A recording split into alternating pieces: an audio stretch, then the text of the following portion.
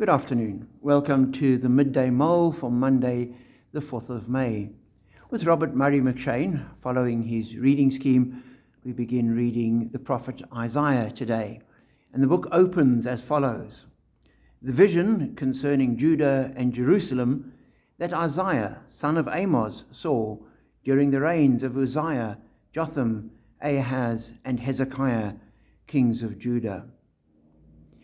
I read that and I thought, well, wonderful, we told a little bit about him, that he's a son of Jotham, that he was prophesying to Judah and Jerusalem.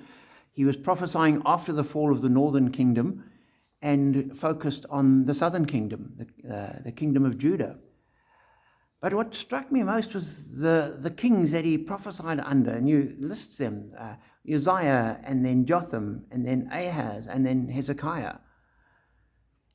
And it got me wondering, how long was that going on for? And a footnote suggests that it was about 50 years that those kings reigned.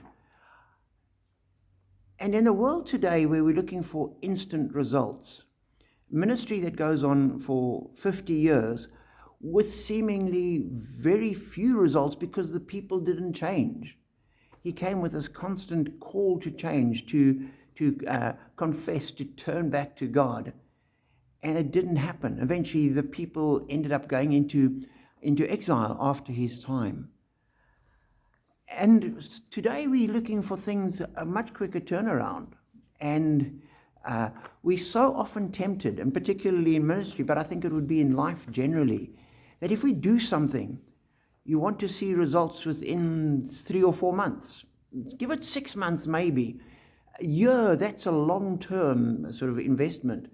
You don't go on and on and on for 10, 20, 30 years. But that's what Isaiah was called to do, to remain faithful. He didn't pack it up after the reign of Uzziah and say, well, Uzziah's now passed on a new king, and that's still no results, so I may as well stop. He could well have thought that, and today we might be tempted to think that. But he remained faithful to doing what God called him to do.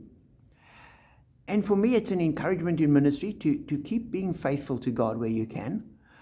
But generally in life, as we live out our lives and we witness to people, I know many people who are very inclined to give up on witnessing or just being faithful in the presence of certain people because after 10 years, that person still hasn't shown any interest in the gospel. They still sort of belittle me in conversation, so I will withdraw. And we need to say, no, we need to just keep on being faithful. And it might go on for a year, it might go on for 5 years, it might go on for 10 years. In Isaiah's case, it went on for decades. But that didn't stop him being faithful. And we know today that what Isaiah did might not have changed the people that were hearing him, that he was speaking to at that moment. But it sowed a legacy which has continued, and now 3,000 years later, we're reading his words and reflecting on them, and they're inspiring us.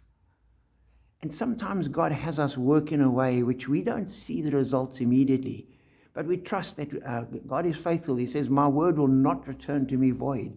And so as we share the gospel, as we speak to people, as we witness for Christ, as we just live as Christians in the world and uphold Christian values and shape our lives by the commands God has given us. And we just pray, God, make these seeds fruitful in your time for your kingdom and for your glory. Whether we see them or not doesn't matter. We're not called to be successful. We're called to be faithful. Isaiah saw very little success during his ministry, but he was totally faithful. And we see the results of his faithfulness over the decades and centuries that followed. So be encouraged. When things don't seem to be going well, keep going anyway. Be faithful, because that's what we're called to be. And as we do that, we are blessed.